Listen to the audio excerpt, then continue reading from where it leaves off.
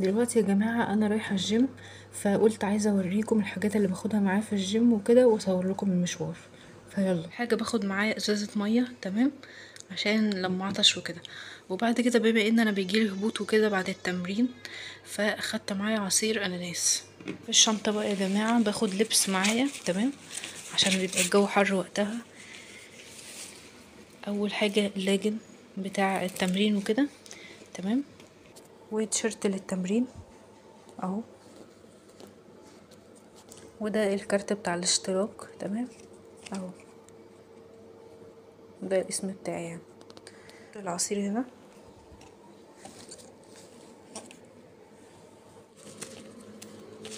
وكده الشنطة بقت جاهزة.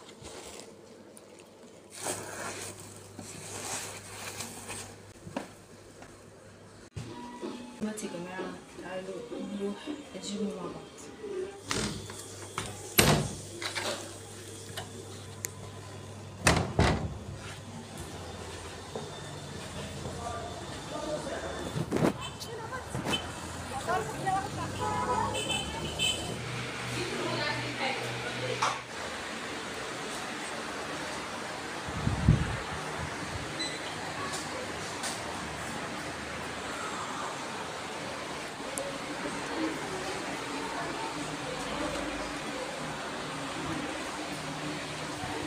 One hour later. أنا لسه راجعة من الجيم، تمام، والنهاردة لعبت رجل، واصلا رجلي كانت وجعاني، فكنت تعبانة جدا ورجعت والله العظيم.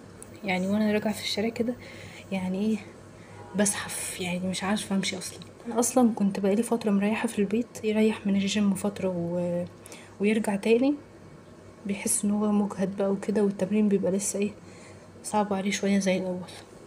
فالمهم هغير وكده وارجع اصور لكم بقية الفيديو.